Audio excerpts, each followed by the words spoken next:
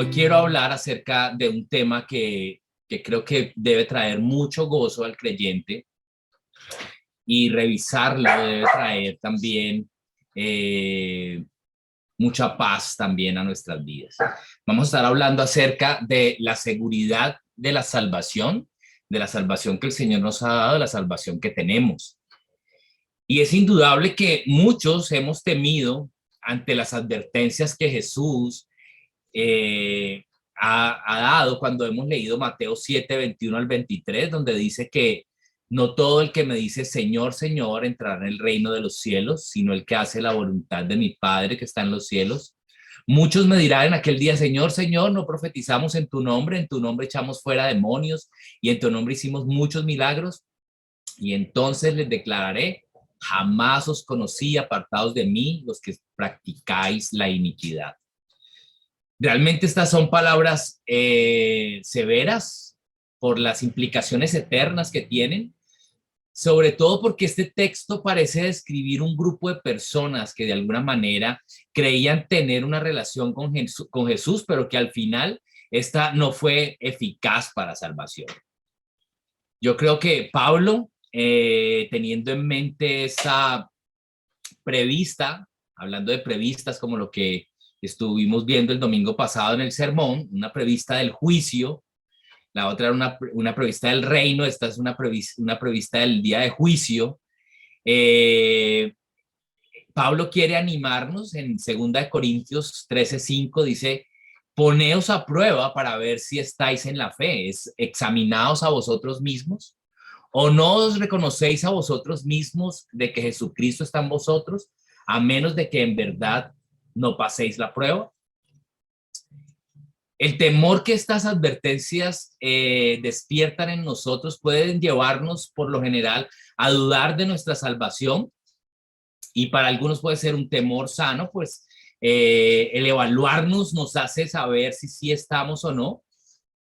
Pero creo también que todo cristiano debería disfrutar de la realidad de su salvación.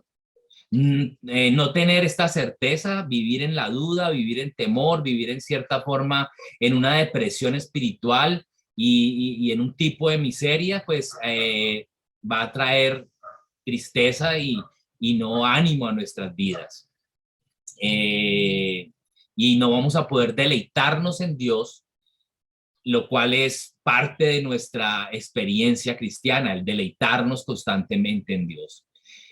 Dios quiere que tengamos una plena certeza y así lo leemos en Hebreos 6:11, donde dice, pero deseamos que cada uno de vosotros muestre la misma solicitud hasta el fin para alcanzar la plena seguridad de la esperanza. Y según 1 Juan 3:19 dice, en esto sabremos que somos de la verdad y aseguraremos nuestros corazones delante de Él. O sea, que nuestros corazones tengan confianza. Él quiere que según Colosenses 2:2, para que seamos alentados en nuestros corazones y unidos en amor y alcancemos todas las riquezas que proceden de una plena seguridad de comprensión, resultando así en un verdadero conocimiento del ministerio de Dios, es decir, de Cristo, que tengamos plena certeza en lo que Él quiere. Entonces, mi propósito esta noche es que tengamos ánimo, gozo y seguridad con respecto a nuestra salvación y ayudar también a todos aquellos los que hemos dudado para estar firmes, saber cómo podemos vivir de una manera que estemos cimentados en una verdad y esta nos anime a seguir caminando en crecimiento, en santidad. Antes de empezar, quisiera dar pues una advertencia introductoria, y esto es clave, porque como vimos en el versículo de Mateo, en los versículos de Mateo, puede existir una falsa seguridad de salvación o un falso sentido de seguridad, y esto es mucho dado porque el evangelismo moderno, el que se predica en estos días, ha contribuido a dar falsa seguridad. Lo han hecho de un modo que se llama una seguridad silogística. Y un silogismo es una forma de razonamiento deductivo que tiene dos juicios o premisas, una premisa mayor y una premisa menor que llevan a una conclusión. Vamos a mirar esto con un ejemplo. Si examinamos Juan 1:12, donde dice, mas a todos los que le recibieron, a los que creen en su nombre, les dio potestad de ser hechos hijos de Dios. Esa podría ser una premisa mayor, una verdad mayor. Estamos seguros que esta es una verdad porque es lo que la Biblia claramente declara y no tenemos dudas acerca de la palabra. Las palabras de Jesús se convertirían entonces en la premisa mayor, y la premisa menor que muchas veces se ha esgrimido, que han usado para dar seguridad a las personas, es cuando le preguntan a las personas, si usted ha recibido a Cristo, pues entonces ahora usted es hijo de Dios. Esa sería la premisa menor, el testimonio de una persona que declara haber recibido a Cristo. Y esto puede sonar lógico de alguna manera. El problema está en que hay unas reglas para los silogismos, y es que no puede haber premisas falsas. Las dos premisas tienen que ser verdaderas para poder llegar a la conclusión a la que queremos llegar. Cuando analizamos este silogismo, pues la premisa mayor, las palabras de Juan 1:12, todos los que le recibieron les da potestad del Señor de ser hechos hijos de Dios, pues es una verdad. Pero la premisa menor, en donde es el hombre el que está dando su testimonio, pues claramente puede ser falsa o falsificarse, porque pues no podemos saber si esta persona ha recibido verdaderamente a Cristo. ¿Cómo podríamos saberlo? Ahí sería la pregunta más importante. Entonces, la seguridad basada en este silogismo pues trae muchos errores. Lo que sería importante sería darnos cuenta que una fe probada muestra quién es verdaderamente un creyente. Una fe probada va a mostrar quién está caminando por el camino estrecho, el camino del Señor. Y esto se va a notar en la vida de todo creyente, en su santificación y en su maduración. Veamos un momento lo que dice Santiago 1, del 2 al 4. Dice Santiago, dice, tened por sumo gozo, hermanos míos, el que os halléis en diversas pruebas, sabiendo que la prueba de vuestra fe produce paciencia, y que la paciencia tenga su perfecto resultado, para que seáis perfectos y completos y sin que os falte cosa alguna. Cuando Santiago habla de paciencia, esa palabra también se puede traducir como perseverancia. Entonces, cuando nos hallemos en diversas pruebas, esta va a producir perseverancia, un signo de uno que es creyente, uno que persevera. Y cuando habla de que seamos perfectos, también se puede traducir esa palabra como maduros, para que seamos maduros. Es otro signo de uno que es creyente. Entonces, la fe probada nos va a traer perseverancia, va a mostrar si tenemos perseverancia. La fe probada va a mostrar si somos maduros en nuestra conducta, en nuestra manera de pensar, y eso va a ayudarnos a tener una verdadera sensación de la salvación como segura. Lo mismo vamos a ver en Primera de Pedro 1, del 6 al 9, cuando dice, hablando de las pruebas, dice, en lo cual os regocijáis grandemente, aunque ahora por un poco de tiempo, si es necesario, seráis afligidos con diversas pruebas, para que la prueba de vuestra fe, más preciosa que el oro que perece, aún probado por fuego, sea hallada, que resulta en alabanza, gloria y honor en la revelación de Jesucristo, a quien sin haberle visto le amáis, y quien ahora no veis, pero creéis en él, y os regocijáis grandemente con gozo inefable y lleno de gloria, obteniendo como resultado de vuestra fe la salvación de vuestras almas.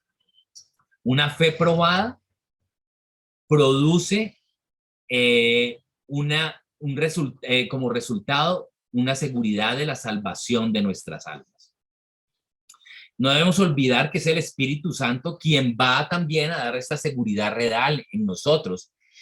Y pues tenemos que guardarnos un poco de ser suplantadores del Espíritu Santo. Cuando usamos el silogismo y tratamos de darle a otro una seguridad donde no hemos visto si su fe ha sido probada, si sus frutos no son los que estamos experimentando, si no está experimentando este crecimiento, cuando olvidamos lo que dice Romanos 8:16, que es el Espíritu mismo quien da testimonio a nuestro espíritu de que somos hijos de Dios. Entonces, tenemos que tener cuidado con eso y recordar que es el Espíritu el que da esa certeza. Hay personas que creen pues, que nadie puede tener una certeza verdadera o una seguridad verdadera de ser un verdadero creyente. Esto por lo general son los que están en una postura arminiana de la salvación, donde ellos piensan que el hombre es el que toma una decisión por Cristo y niegan la soberanía de Dios en la salvación. Ellos aseguran que un cristiano, cuando se piensa seguro, pues este es apto para convertirse en un creyente negligente espiritualmente. Pero en general cualquier sistema de salvación que involucre las obras, también el catolicismo romano, van a presentar jamás, no pueden presentar jamás una seguridad de salvación al creyente. Primera de Juan 5:13, el apóstol dice, estas cosas he escrito a vosotros que creéis en el nombre del Hijo de Dios para que sepáis que tenéis vida eterna y para que creáis en el nombre del Hijo de Dios. O sea, la voluntad de Dios es que sepamos que tenemos esa seguridad, que tenemos seguridad, porque la seguridad nos va a traer paz. Eso dice Isaías 32:17. Isaías dice, la obra de la justicia será paz y el servicio de la justicia tranquilidad y confianza para siempre. Donde Dios concede la justicia, también añade la paz de la seguridad. Recuerden ese versículo, Isaías 32:7. Pero también recordemos, hay verdaderos creyentes que constantemente están dudando de su salvación. Podríamos decir que son personas que tienen una conciencia sensible, porque hay varias razones. Una puede ser, pues, frecuentemente están expuestas a una predicación fuerte acerca del pecado, como la que tenemos en nuestra iglesia. Esta predicación fuerte acerca del pecado, pues, tiene muy grandes beneficios, y es que, pues, siempre está confrontándonos con el pecado y va a proveer salvación a los incrédulos, a todo incrédulo que llegue y escuche esta predicación, pues va a proveer salvación, y para el creyente lo que va a producir es santificación, va a producir una santificación. Entonces, pues también desde la predicación podemos dar consuelo y seguridad a todos aquellos que constantemente pues están dudando de su salvación. Otra causa de dudar de su salvación también puede ser que está en pecado. Una persona que está en pecado pues también puede estar dudando de su salvación. Pero ¿en dónde fundamentamos nuestra seguridad? ¿Cuál es nuestro fundamento?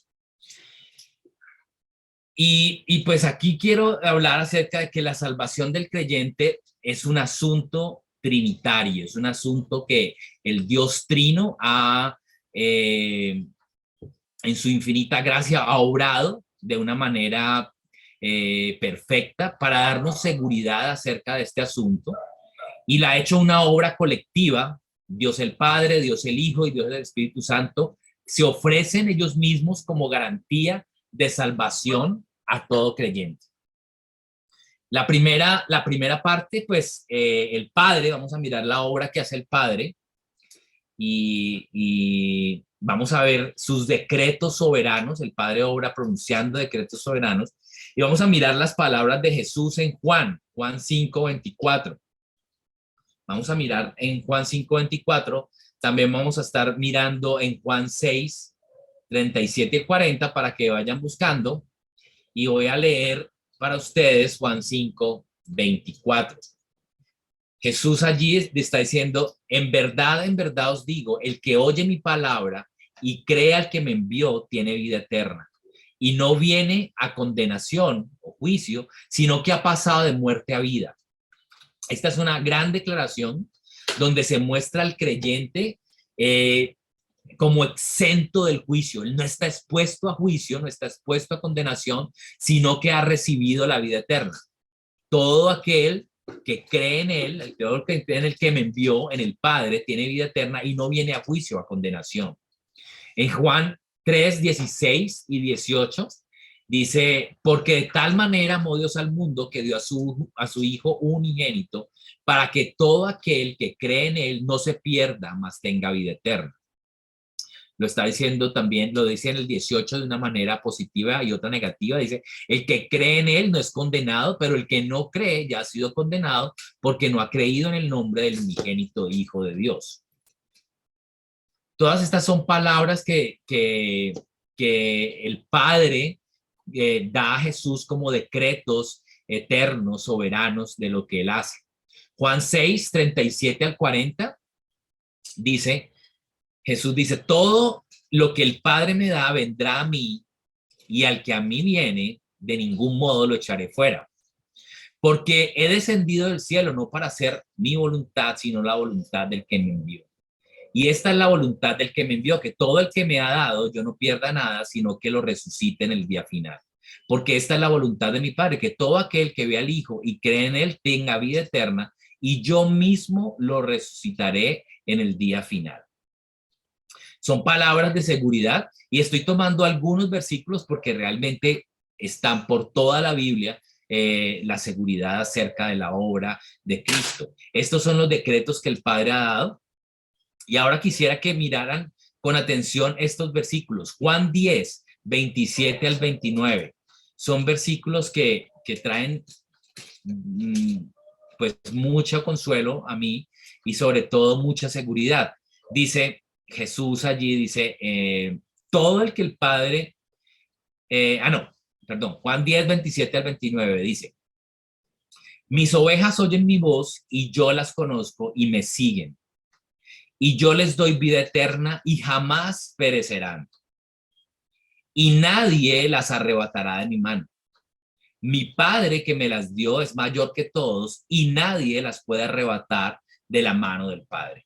Este versículo habla de dos manos, describe dos manos y al creyente descansando de manera segura en las manos de Cristo y a su vez las manos de Cristo están sujetas fuertemente por las manos del Padre. Ahí hay dos manos poderosas, la mano de Cristo y la mano del Padre. Y piensen un poco si podríamos pensar en algún lugar más seguro donde pudiéramos estar. Si hubiera un lugar más seguro donde nuestra salvación pudiera descansar que las manos de Cristo sujetadas por las manos del Padre. De donde nadie nos puede arrebatar y es más, de donde ninguno de nosotros tampoco podría ni siquiera saltar o quererse librar de ellas. Este versículo claramente habla acerca de esa seguridad en las manos del Padre y en las manos del Hijo. Y quisiera que miráramos más acciones acerca del Hijo, lo que hizo más él. Hebreos 6, 16 al 20. Dice, porque cuando Dios hizo la promesa a Abraham, no pudiendo jurar por otro mayor, juró por sí mismo, diciendo, de cierto te bendeciré con abundancia y te multiplicaré grandemente. Y habiendo esperado con paciencia, alcanzó la promesa. Porque los hombres ciertamente juran por uno mayor que ellos, y para ellos el fin de toda controversia es el juramento para confirmación. De la misma manera, Dios, deseando mostrar más plenamente a los herederos de la promesa la inmutabilidad de su propósito, interpuso juramento, a fin de que por dos cosas inmutables en las cuales es imposible que Dios mienta, seamos grandemente animados los que hemos huido para refugiarnos, echando mano de la esperanza puesta delante de nosotros, la cual tenemos como ancla del alma una esperanza segura y firme que penetra hasta detrás del velo donde Jesús entró por nosotros como precursor hecho según el orden de Melquisedec, sumo sacerdote para siempre. Aquí está diciendo el escritor de Hebreos que pues debería bastarnos solamente la palabra de Dios, pero él mismo, cuando hizo un juramento a Abraham, acerca de la redención, acerca de la salvación, él, no pudiendo jurar por otro mayor, lo hizo por sí mismo, como para ayudarnos a nuestra incredulidad, porque los hombres normalmente juran por uno mayor y toda controversia en el juramento pues es confirmada o desechada. Pero dice que Dios, deseando plenamente que los herederos de la promesa tuviéramos certeza de que es inmutable, interpuso ese juramento, de que esa promesa no va a cambiar, de que esa promesa es eterna, interpuso juramento. Y aquí está la obra que hizo Jesús, cuando ofreció una vez y para siempre sacrificio. Él entró al lugar santo y se sentó, se sentó como dándonos una seguridad de que ya no había que hacer otro sacrificio más. En su obra sacerdotal, Jesús, al presentar este sacrificio perfecto, que antes se hacía año tras año y por lo cual ningún sacerdote podía sentarse, sino que salía porque la obra nunca estuvo completa, él sí logró sentarse, como vemos en Hebreos 10:12, donde dice, pero él habiendo ofrecido un solo sacrificio por los pecados para siempre, se sentó a la diestra de Dios. Como quien dice, ya es suficiente. Este es el único y verdadero sacrificio. Y dice en Hebreos, dice que para que nuestra alma, que tenga una esperanza, dice que esa acción de Jesús se vuelve un ancla en donde nosotros podemos descansar segura y firmemente, porque penetró allá a ese velo y permanece en el lugar santísimo, haciendo, intercediendo por nosotros. O sea, esa es la obra del Padre, dando un decreto soberano, la obra sacerdotal del Hijo, pagando por nuestros pecados y siendo garante como sumo sacerdote delante del Padre. Pero no bastándole a Dios eso, también nos permite que el Dios Espíritu dé confianza y dé seguridad a cada uno de nosotros. Y eso lo vemos en Efesios 1, del 13 al 14.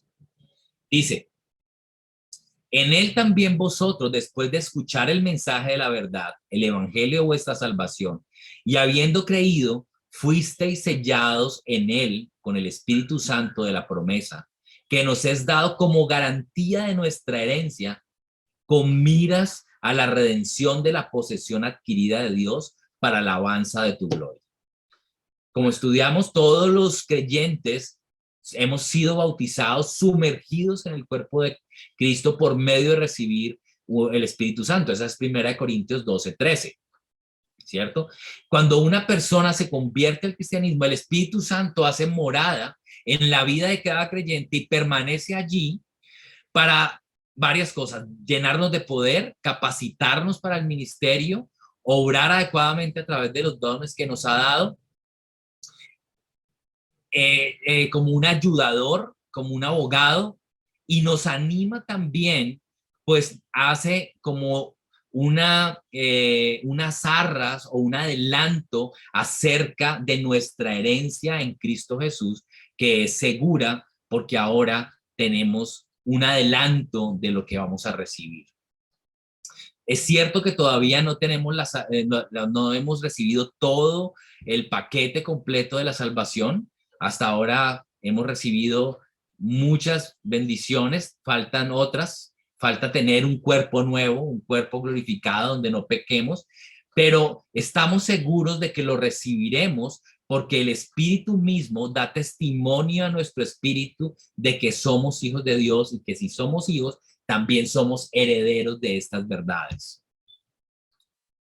Entonces tomemos ánimo en que la totalidad y la plenitud de las promesas de la salvación, que aún no tenemos, un día van a ser dadas, están escondidas en Cristo Jesús y un día van a ser dadas y van a ser cumplidas en nosotros en su totalidad. Y esa plenitud de sus promesas van a llenar completo nuestra vida. Entonces, hemos entendido cómo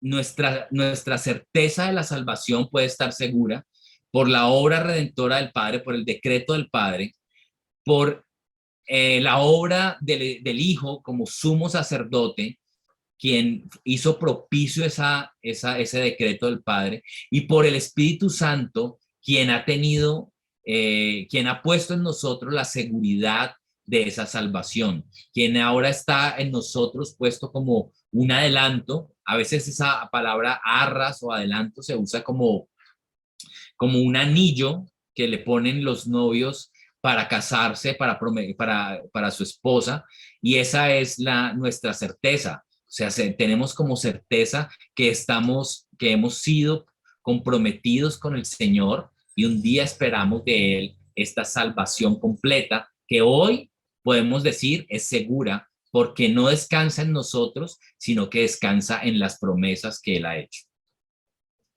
Pero bueno, esa es en lo que nosotros podemos estar seguros acerca de esta salvación, porque es la palabra de Dios. La segunda parte es cómo podemos ahora saber si la parte que corresponde en el hombre es real o no. Sabemos que la parte de Dios es completa. Ahora, si esa obra es real o no en nuestras vidas, pues aquí vamos a hacer un pequeño resumen de lo que estuvimos estudiando en la primera carta de Juan, por muchos miércoles. Esto lo escribió el apóstol Juan para que supiéramos que teníamos esa salvación segura en nuestras vidas. Y estos son algunos de los puntos que vimos. Vamos a ver si los recuerdan. Y los que no los vieron, pues los invito a que busquen en el canal de YouTube. Ahí están todos los sermones que por varios miércoles estuvimos. Hoy vamos a ver 11 puntos de esos sermones en donde la palabra nos va a instar o nos va a ayudar a saber si nosotros de verdad estamos caminando en el camino correcto. Si de verdad la obra de salvación es segura en nuestras vidas, no por lo que hacemos, sino por lo que ella ha producido en nosotros. La primera cosa que vimos era, y vamos a hacerlo en forma de pregunta, lo primero es, ¿estamos disfrutando de la comunión con Cristo y con el Padre? Si usted tiene dudas acerca de su salvación, que sabe que es segura, pero si usted tiene dudas, lo primero que usted tiene que preguntarse es si usted está disfrutando de la comunión con Cristo y con el Padre. Y eso lo vemos en 1 Juan 1, del 1 al 3. 1 del 1 al 3. Donde Juan, perdón, está hablando acerca de tener comunión, que nuestra comunión es con el Padre y con el Hijo. Y a veces podríamos pensar que Juan podía decir, bueno, lo que yo he visto, lo que yo he oído, lo que he experimentado, lo que he tocado con mis manos acerca del verbo, un poco pues podíamos pensar que eso fue acerca de la relación entre él y Jesús cuando estuvo caminando en la tierra. Pero si miramos también en la misma carta de Juan 5:1, donde Juan dice, todo aquel que cree que Jesús es el Cristo es nacido de Dios, y todo aquel que ama al Padre, ama al que ha nacido de él, pues está hablando también de que ahora Juan ya no solo tiene esa relación con el Hijo, a quien caminó con él, a quien se recostó en su hombro, sino que también tiene una relación con el Padre. Y eso es importante. Recuerdo, no sé si alguno escuchó el testimonio de Paul Washer. Alguien le preguntó acerca de cómo podríamos hablarle a los testigos de Jehová. A veces los testigos de Jehová pueden ser muy incisivos, y él decía, pues, ¿cómo podríamos hablarles? Le preguntaron y él habló acerca de, bueno, pues a veces cuando vienen a hablar conmigo, yo les digo, No, pues ustedes son creyentes. Pues me imagino que ustedes disfrutan tanto de la comunión con el Padre, disfrutan tanto de la comunión con el Hijo, o sea, disfrutan pasando tiempo con Él, disfrutan orando, disfrutan leyendo su palabra. Yo creo que ustedes disfrutan demasiado de eso. Y eso, decía él, es algo que no puede experimentar ningún incrédulo. Eso solamente lo puede experimentar un creyente, disfrutar de la comunión del Padre y del Hijo. Eso solamente lo podemos experimentar los creyentes. Entonces, ¿estás disfrutando tú de la comunión con Cristo y con el Padre? ¿Ese es un deleite para ti? ¿Pasar tiempo con Él?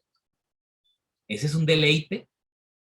Y vamos a empezar a ver que todas estas cosas, aunque son subjetivas, o sea, tienen que ver mucho con lo que disfrutamos, pues eso es lo que la salvación va haciendo en nosotros, lo que tiene que ir haciendo al ir cambiando nuestros gustos, nuestros apetitos. Si usted está disfrutando de la comunión con Cristo y con el Padre, usted puede decir, bueno, pues ya puedo tener una de las 11 que vamos a seguir mirando. Una segunda que también vimos en Primera de Juan, en Juan 1, del 5 al 10, es la relación que tenemos con el pecado como creyentes. Entonces la pregunta es, ¿eres sensible al pecado? ¿Tú eres sensible al pecado? Primera de Juan dice, y este es el mensaje que hemos oído, Juan 5, 1:5 dice, y este es el mensaje que hemos oído de él y que os anunciamos. Dios es luz y en él no hay tiniebla alguna. Si decimos que tenemos comunión con él, pero andamos en tinieblas, mentimos y no practicamos la verdad. Mas si andamos en la luz, como él está en la luz, tenemos comunión los unos con los otros y la sangre de Jesucristo su Hijo nos limpia de todo pecado. Si decimos que no tenemos pecado, nos engañamos a nosotros mismos y la verdad no está en nosotros. Pero si confesamos nuestros pecados, Él es fiel y justo para perdonar nuestros pecados y para limpiarnos de toda maldad. Si decimos que no hemos pecado, le hacemos a Él mentiroso y su palabra no está en nosotros. Como una lectura rampante, las personas pueden decir, no, pues Juan está diciendo que no pecamos. Pues no, obvio no. Eso no es lo que está diciendo, porque más adelante está diciendo que si alguno peca, abogado tenemos para con el Padre a Jesucristo, en Juan 2, Juan 2, 3, abogado tenemos para con el Padre a Jesucristo el justo. No está diciendo Juan que el creyente no peca. Lo que está diciendo Juan aquí es que el creyente ahora reconoce su pecado y lo confiesa. El creyente reconoce su pecado y lo confiesa. ¿Han hablado ustedes con personas que están, que son incrédulos y les habla usted de su pecado y ven cómo tratan de minimizar su pecado y decir, pues no, pues creo que todo el mundo peca, pues no es tan grave, no he matado a nadie, mi pecado, pues sí, he mentido, pero no es una cosa mayor. Lo que Juan está diciendo en estos versículos es que el creyente tiene una relación diferente con el pecado porque lo entiende y lo confiesa, lo saca a la luz, lo saca a la luz. Esa es una realidad en uno que es creyente. Entonces, ¿eres sensible al pecado? ¿Eres sensible? Si eres sensible al pecado, si entiendes tu pecado, no que no peques, o sea, podrías decir como Pablo en Romanos 7, lo que quiero hacer no hago, pero sé lo bueno que debo hacer y eso no lo hago y lo aborrezco. Esa es una nueva relación con el pecado. No estás en tinieblas, no estás en tinieblas. Una tercera evidencia de que tú estás caminando por donde debes caminar es si obedeces la palabra de Dios. Eso está en Juan 2, 3, y dice, y esto sabemos Y en esto sabemos que hemos llegado a conocerle si guardamos sus mandamientos. Cuando dice guardamos sus mandamientos, lo que está hablando aquí no está hablando acerca de la ley, si cumplimos exactamente toda la ley, porque realmente ninguno puede cumplir toda la ley. Lo que está queriendo decir ahí es que Jesús ha dado unos preceptos, porque realmente esa palabra mandamiento no es nomos de ley, sino de preceptos de Cristo. Jesús ha dado unos mandamientos como amar los unos a los otros, como confesar los pecados, como no dejar de congregarse, como servir los unos a los otros, como andar en la luz, todo ese tipo de mandamientos que nosotros anhelamos cumplir, que nosotros anhelamos cumplir, que nosotros queremos, que esa es nuestra delicia, obedecer estos mandamientos del Señor. Y seguramente que fallaremos, pero nos arrepentiremos como vimos en el ítem anterior y seguiremos caminando, seguiremos caminando. Un cuarto punto es, ¿rechazas a este mundo malo? Y ese es primera de Juan 2:15, donde dice, no améis al mundo ni las cosas que están en el mundo. Si alguno ama al mundo, el amor del Padre no está en él.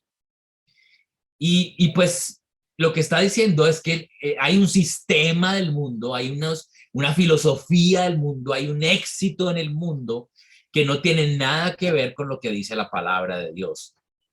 Si nosotros estamos caminando en ese sentido, pues realmente el amor del Padre no está en nosotros. Es posible que a veces podamos ser seducidos por el mundo, pero también allí deberíamos recordar que es lo que estamos haciendo, lo que aborrecemos, como dijo Pablo en Romanos 7.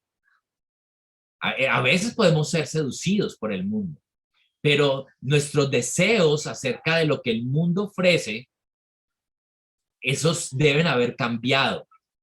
El éxito de este mundo, si es el materialismo, si es el disfrute terrenal y todo ese tipo de cosas, pues eso debe estar cambiando en cada uno de nosotros y debe ir cambiando más y más a medida que estamos expuestos a la palabra.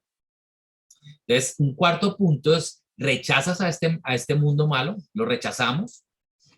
Un quinto punto, ¿aguardas ansiosamente el retorno de Cristo?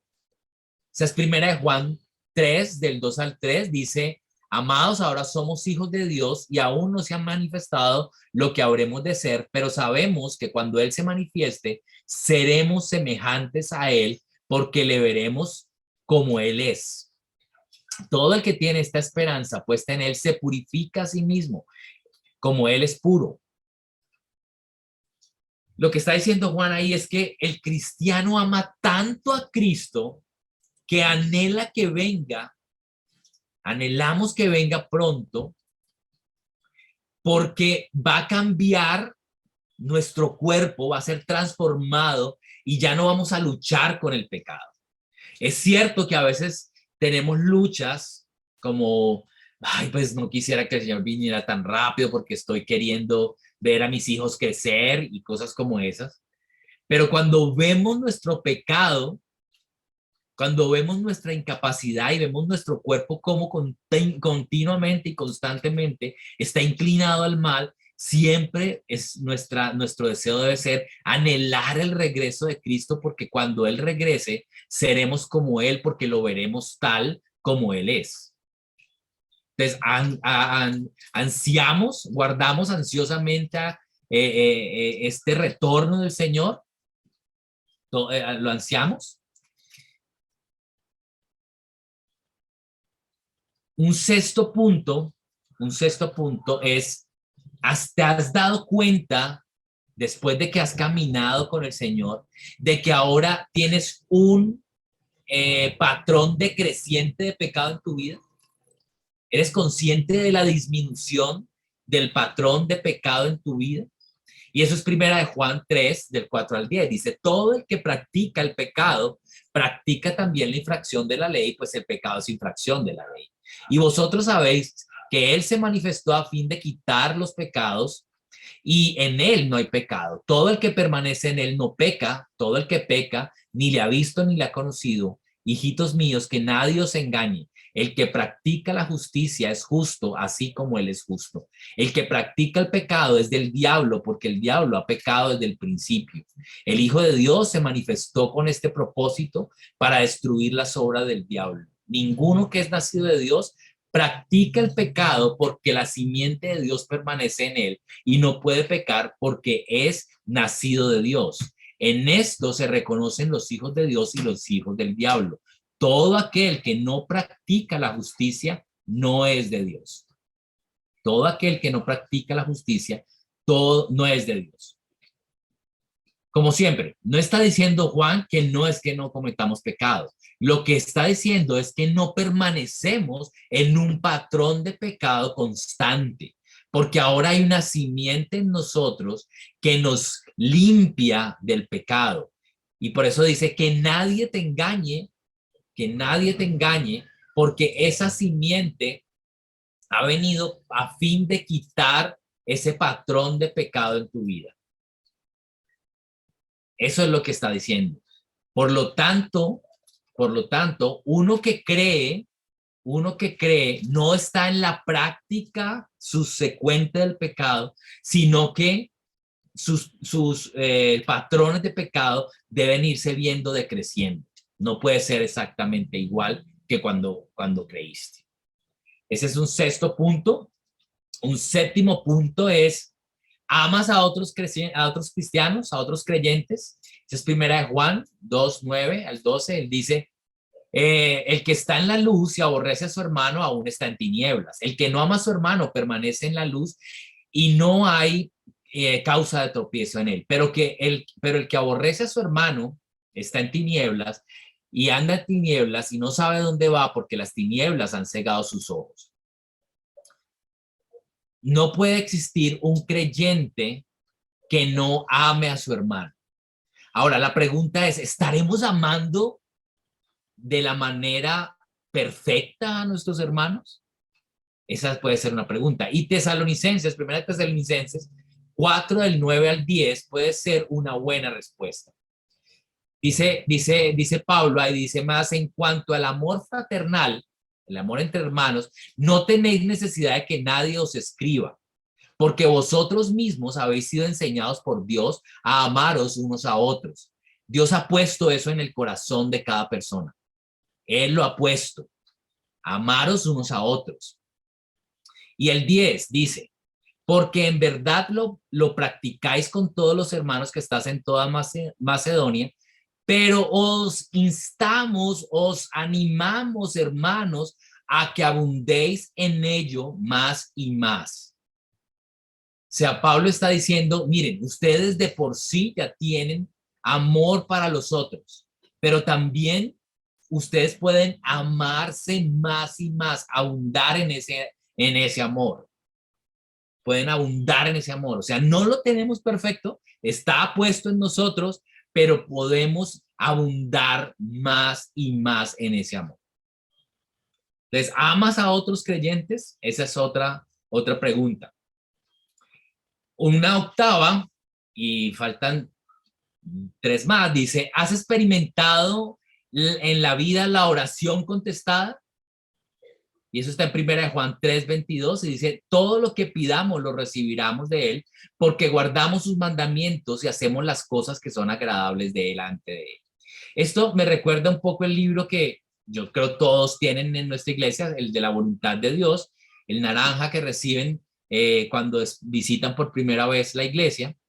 Y ahí hay una conclusión final acerca de los deseos de las personas, en donde el pastor MacArthur dice: mire, si usted está cumpliendo, si usted está haciendo toda la voluntad de Dios, usted puede pedir lo que sea, porque ahora sus deseos se han unido a los de Cristo, se han hecho uno con él. Sus deseos son deseos santos, deseos limpios, y entonces ahora lo que usted pide está de acuerdo con lo que la palabra de Dios desea. Entonces usted puede pedir lo que sea. Y por lo general, cuando estamos en esa situación, lo más seguro es que experimentamos oraciones contestadas en nuestra vida. Esa es una verdad. Si nuestros deseos están unidos a lo que la palabra de Dios nos manda, entonces pues recibiremos todas las cosas que Él ha dado porque estamos pidiendo conforme a su voluntad. Un noveno punto es: ¿experimentamos el ministerio del Espíritu Santo? ¿Usted lo está experimentando? Eso es primera de Juan 4:13, dice: en esto sabemos que permanecemos en Él y Él en nosotros, porque nos ha dado su espíritu para capacitarnos, su espíritu para animarnos, su espíritu para mostrar nuestro pecado, su espíritu para, lo que vamos a mirar en el punto 10, es discernir acerca entre una verdad y un error espiritual. Usted puede pensar que discierne entre la verdad y el error espiritual, como dice 1 Juan 4, del 1 al 3. Amados, no creáis a todo espíritu, sino probad los espíritus para ver si son de Dios, porque muchos falsos profetas han salido por el mundo. En esto conocéis el Espíritu de Dios. Todo espíritu que confiese que Jesucristo ha venido en carne es de Dios, y todo espíritu que no confiese a Jesús no es de Dios, y este es el espíritu del anticristo, el cual habéis oído que viene y que ahora ya está en el mundo. ¿Usted tiene discernimiento? La palabra de Dios le ha dado a usted discernimiento ahora para ver claramente las falsas filosofías de este mundo, las falsas enseñanzas de este mundo, las falsas enseñanzas de los falsos maestros. Si usted ha entendido eso, si usted tiene eso, pues usted puede chulear la número 10. Y la última es primera Juan 3:13, en donde dice: hermanos, no os maravilléis si el mundo os odia. Y no es otra: ¿has sufrido rechazo de los demás a causa de tu fe? Cuando usted expone sus verdades, las verdades acerca del Señor, las verdades acerca de cómo Él ama la vida y odia el aborto, cómo Él tiene un diseño para la familia de un esposo, una esposa, cómo Él exige excelencia en el trabajo, cómo exige que no hagamos trampa. Si usted por esas circunstancias ha sido rechazado porque usted cree en esas verdades, pues puede chulear la número 11 también. Y estas cosas escribió Juan en su carta para que tuviéramos seguridad de que estamos en el camino, de que el Señor nos ha salvado y de que esa obra de salvación ha cambiado nuestros afectos, ha cambiado nuestra mente, ha cambiado nuestra manera de pensar, ha cambiado nuestra manera de actuar, ha cambiado nuestros deseos, ha cambiado nuestras oraciones. Todas esas cosas son importantes para estar seguros. Pero si usted piensa que no ha pasado esto en su vida, pues es bueno revisarse. Es bueno revisarse. Es bueno saber en dónde está cimentada su salvación. Si su salvación está cimentada en una oración que hizo años atrás o en una herencia cristiana que usted podría tener por su familia, o su salvación está cimentada en estas verdades que se practican todos los días en su vida.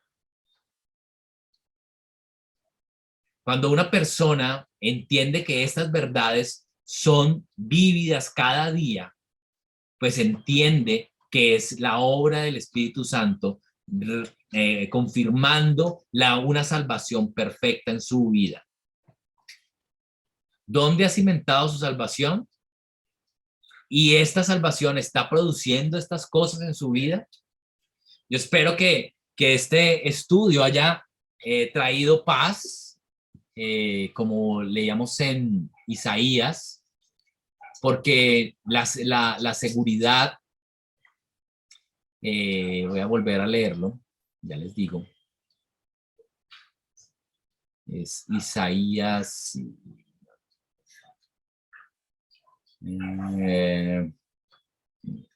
lo perdí. 32:16.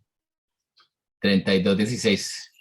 Ya lo miramos. Dice, la obra de la justicia será paz y el servicio de la justicia tranquilidad y confianza para siempre. Que Dios nos dé la gracia de estar tranquilos y confiados en una salvación que ha sido asegurada en las manos del Padre, del Hijo y del Espíritu Santo para toda la eternidad. Oremos. Padre, gracias por tu palabra y gracias por tus promesas tan maravillosas, Señor. Gracias porque podemos estar seguros y confiados en tu mano, Señor, en que nada podrá arrebatarnos de ella ni nosotros saltar siquiera. Y que esa paz traiga tranquilidad a nuestras vidas, Señor. Que cuando pecamos, Señor, sepamos que tenemos a Jesucristo el justo como nuestro abogado y que eso, Señor, nos anime a abandonar el pecado, a alejarnos del pecado y que cada día, Señor, tu obra santificadora nos haga más y más parecidos a ti, Señor. Te lo pedimos en el nombre de Cristo Jesús. Amén.